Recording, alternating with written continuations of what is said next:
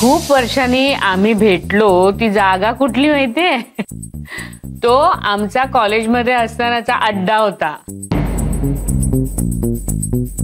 तिथे म्हणे दुरावलेली माणसं एकत्र येतात आणि आम्ही योगायोगाने तिथेच भेटलो.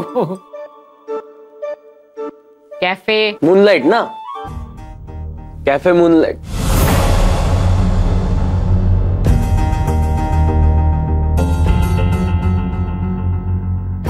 आदिती मॅडमनी सांगितलं होतं तुमच्या भेटीबद्दल.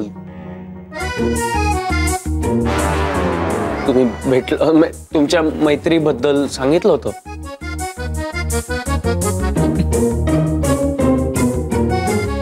तुमची मैत्री सुद्धा अशीच टिकवून ठेवा.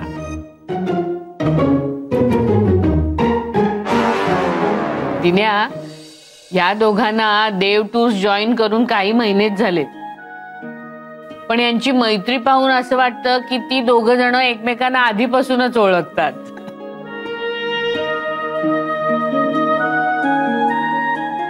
पण खरं सांगू का, या मैत्रीमुळेच कामही चांगली होत. कामामध्ये एकमेकांना समजून घेता येतं, हो ना अदिती?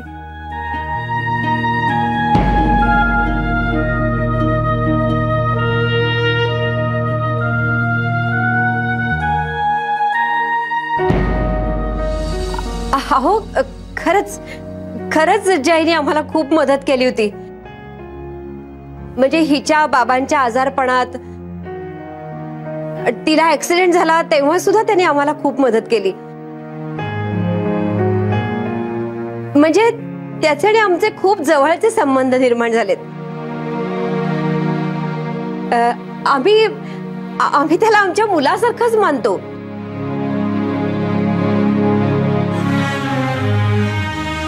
जय, चांगलाच रुळलायस की रे तू इथे, अगदी घरच्यासारखा झालायस.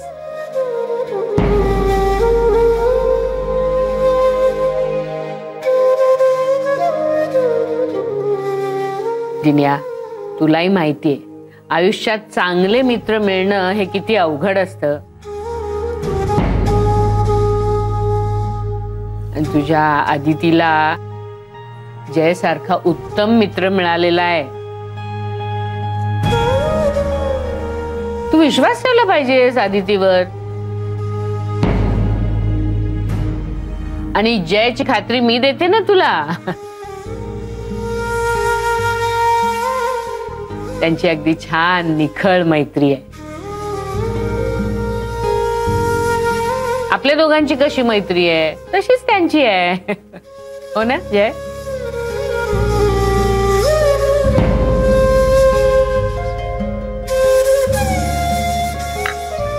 चला निघते मी. दिन्या, काळजी घे, लवकर बरा हो. आणि आता तू यायचंस आमच्याकडे. हा, मी आलेली आहे इथे, आता तुझी टर्न आहे. ओके, येते ग अदिती. विसरलेच मी. अरे मी तुझ्या भावाची चौकशी करायला फोन केला होता. कसे ते? हो,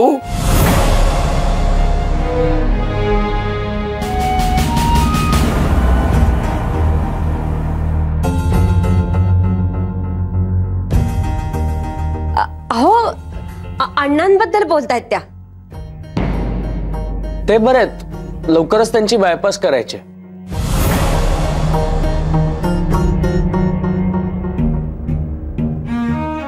आदिती मॅडमनेच सांगितलं.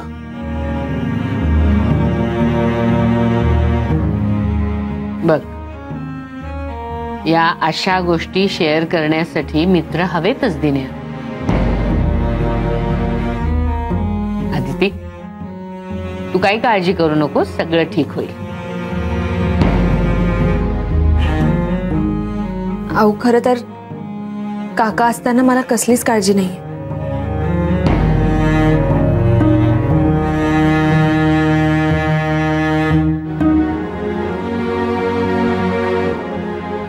चांगल्या माणसांच्या आयुष्यातच चांगली माणसं येतात.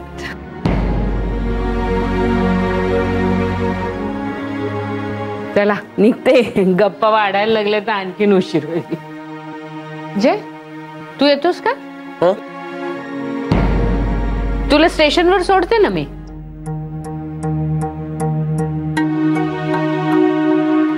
हा हो काकू येतो. काका नमस्ते. येतो. काळजी घ्या.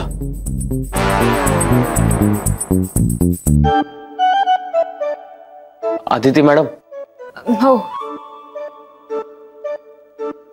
येतो. येते मी ग.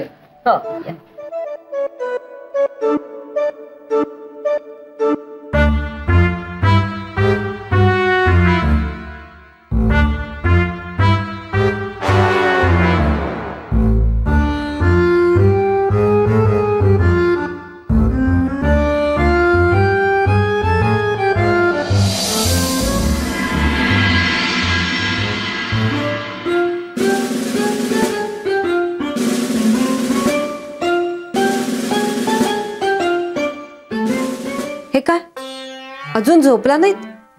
हे भाडेकरू एक दिवस माझी झोप उडवणार आहेत. आता काय झालं? काय झालं म्हणजे कुंभूच्या समोर जे काही घडत होतं ते कमी होतं काय? त्यांची लपवाछपवी माझ्या अंगाशी आली होती. एकतर खोटं बोलायची सवय नाही आणि खोटं बोलू शकत नाही म्हणून गप्प राहावं लागलं. तीही सवय तुम्हाला नाहीच आहे.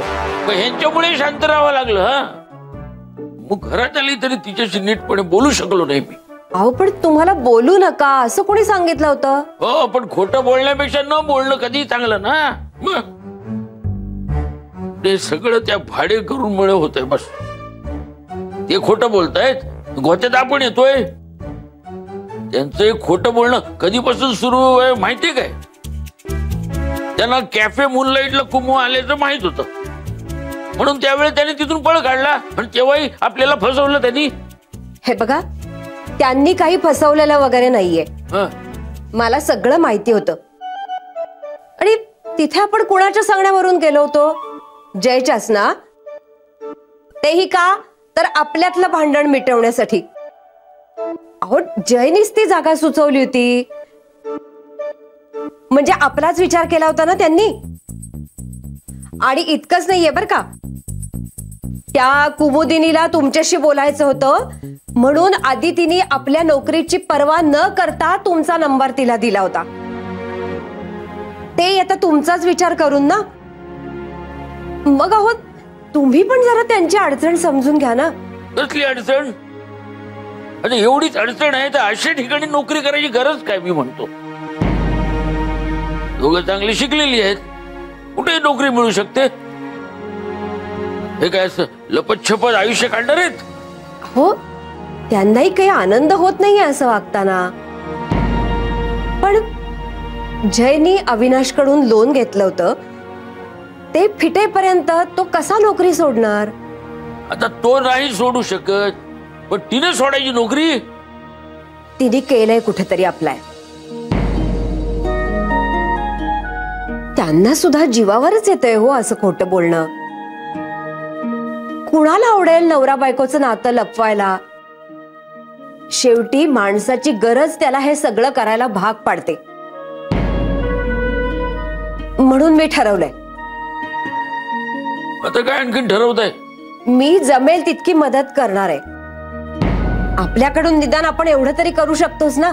आपल्याकडून नाही, मी त्यांना काही मदत बिदत करणार नाही. हा अहो पण नाही म्हणजे नाही बस.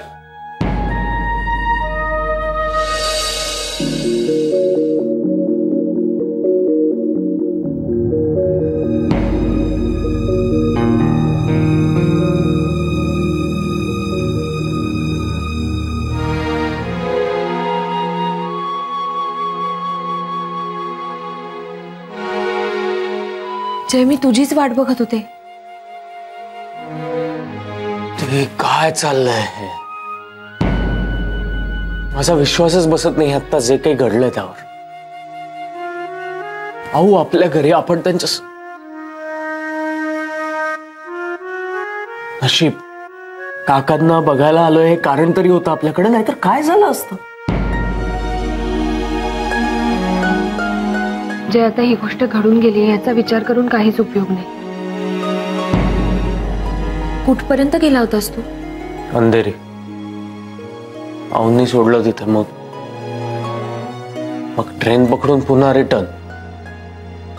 आऊ काही म्हणाल्या का? समजावत होत्या. मला म्हणाल्या काकांचं जास्त काही मनाला लावून घेऊ नकोस, तुमच्या दोघांची निखळ मैत्री आहे, मग कशाला काही विचार करतोस. काकांबद्दल खूप बोलत होत्या, जुन्या आठवणी, किस्से, बरंच काही सांगत होत्या काकांबद्दल. खूप आपुलकीने बोलत होत्या. आणि आपण काय करतोय? आपण सगळ्यांना फसवतोय, सगळ्यांना त्रास देतोय. काका, आऊ, ऑफिस मधले सगळे, आपल्या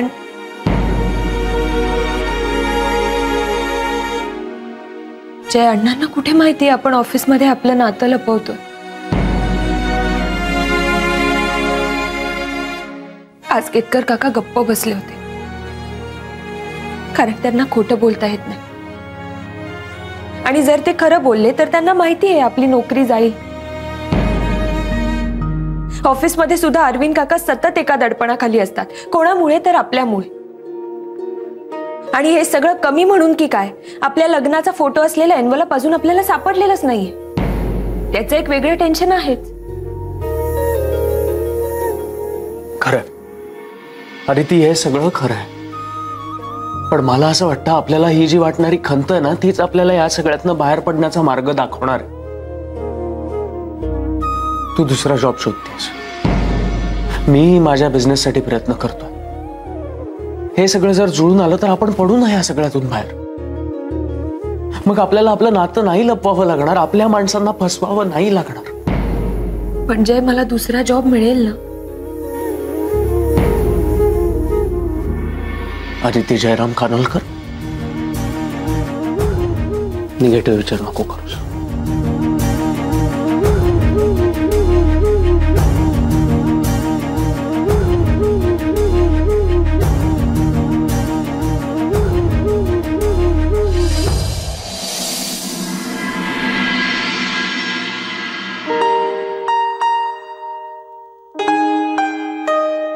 जय, अरे अजून आवरलं नाही तुझं?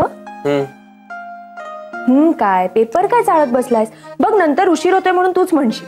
अदिती, माझं झालंय आवरून, तू तुझं आवर पटापट. डबे घेतलेस का? हा थांब, घे. जे आज फक्त पोळ्याच केल्या आता. का?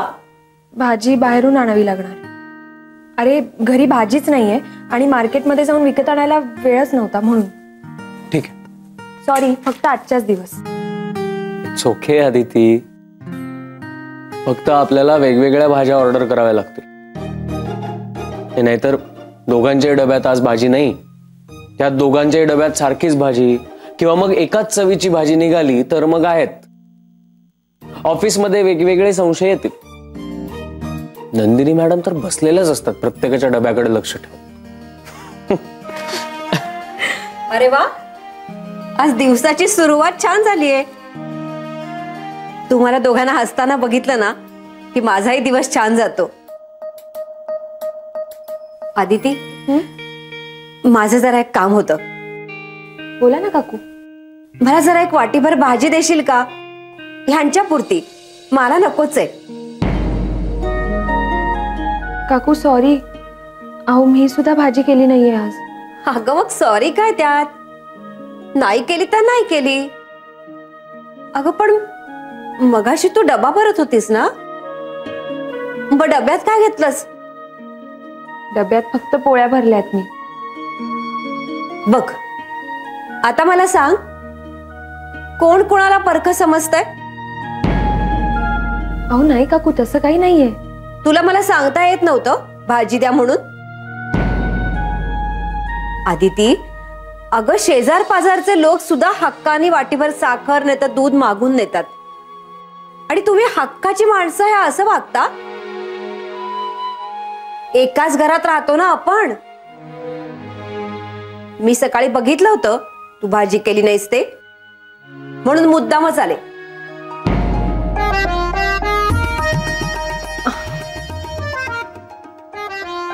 सॉरी. काय रे, तुला काय आता वेगळं सांगायला पाहिजे का? चल कांदार. कोणाचे? सॉरी. बरं जय, आज ह्यांना बघायला ऑफिस मधनं कुणी येणार नाहीये ना? काल आलं होतं तसं? नाही, मला नाही वाटत कोणी येईल. मी विचारते म्हणजे काय, काल कुमुदीने आल्या आणि आपला केवढा गोंधळ झाला ना. हो, नंतर सगळं व्यवस्थित झालं म्हणून बरं झालं. अरे बोलत काय बसले मी, तुम्हाला ऑफिसला जायला उशीर होतोय ना. आण डब्यात भाजी भरून देते.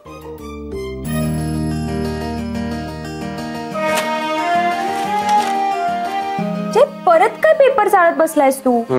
तुला पण जॉब हवाय वाटतं? नाही, मी तुझ्या एवढा लकी नाही. म्हणजे मनात असलं तरी मी हा जॉब सोडू शकत नाही ना. अविनाश सरांचं लोन फेडेपर्यंत मी जॉब सोडायचा विचारही नाही करू शकत. मग काय बघताय तुम्ही पेपरमध्ये? वधूवर मंडळाच्या, लग्नाची पत्रिका छापणाऱ्यांच्या, सगळ्यांच्या जाहिराती बघतोय.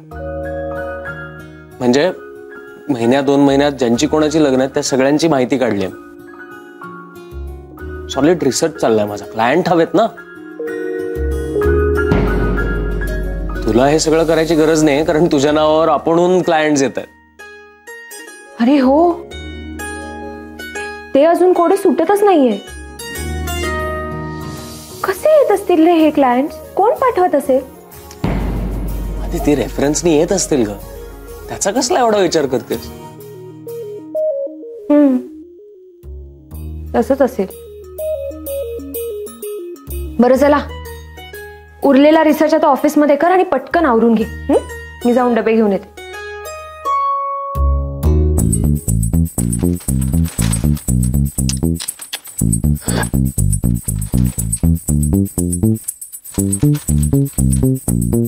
हाताने सगळा घोटाळा गेलाय. डोक्याला ताप झालाय सगळा.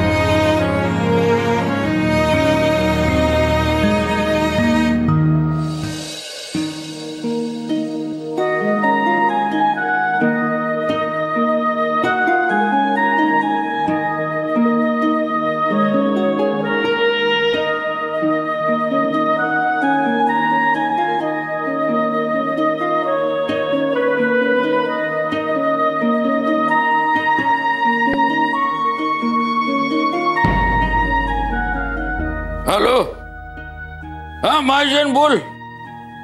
अरे किती वेळ फोन करतोय तुला, काय होतच कुठे? हा हो हो.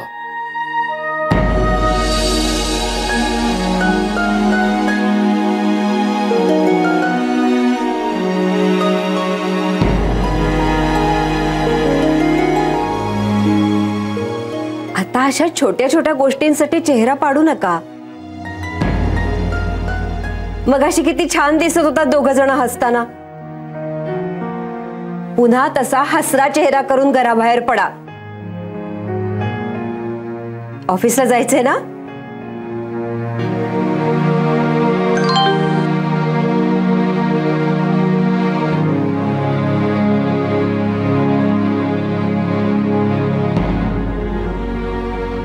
काय झालं? मी ज्या कंपनीला रेझ्युमे पाठवला होता ना, तो त्यांना मिळाला आणि लवकरच ते मला कळवणार आहेत. वा, म्हणजे बदल घडतोय हळूहळू.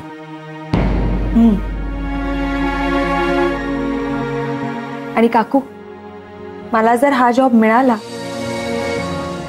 तर काकांचा रागही मावळेल.